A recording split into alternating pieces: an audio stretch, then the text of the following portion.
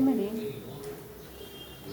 हिरव्या चटणीचं वांग बनवणार आहोत.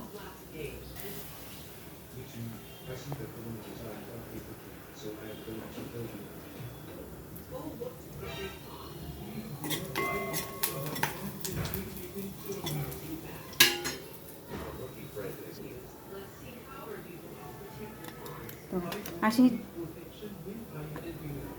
हे वांगे मी स्वच्छ धुवून घेतलेले आहेत. असे 4 भागाचे पाडून घेतलेले आहेत, कापून घेतलेले आहेत. तर यामध्ये आपण का बनवलेलं सारण यामध्ये भरून घेऊया. वांग्यामध्ये व्यवस्थित सारण भरलेलं आहे. तर हे आपण वांगे आपण आता कढईत सोडून देणार आहे. यामध्ये जिरे थोडा उशिरा टाकायचं, नाही तर करपणारे लागते जिरे. याचबरोबर चिरलेला टोमॅटो टाकला आहे. व्यवस्थित मिक्स करून घ्यायचं.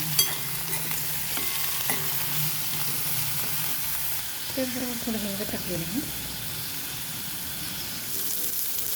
सारणामध्ये थोडं मीठ टाकलं, अजून थोडं मीठ ॲड करूया. व्यवस्थित वांग नरम होईल. थोडं टोमॅटोने पाणी सुटेल, वांग मस्त नरम होईल. 2 मिनटं ते आपण वाफवून घेऊया. 2 मिनटं झालेले आहेत. आपलं मस्त थोडं नरम झालेलं आहे वांग. याला हलवून घेऊया आपण. त्यामध्ये आपण का गरम मसाला ॲड करायला आहे.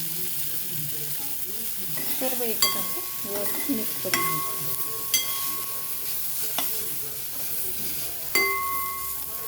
झालेलं आहे. तर यामध्ये आपण पाणी टाकूया 1 ग्लास.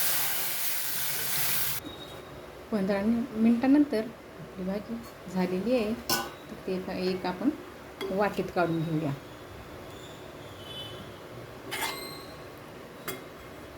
चिरलेली कोथिंबीर घालूया.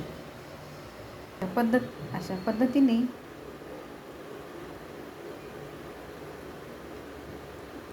ग्रीन मिरचीचं वांग तयार झालेलं आहे. मला तर फार आवडतं. तुम्हाला आवडतं का नक्की सांगा. आवडले असेल तर ट्राय करा. एकदा नक्की बनवा ह्या पद्धतीने. आवडले असल्यास लाईक करा, सबस्क्राईब करा. थँक्यू.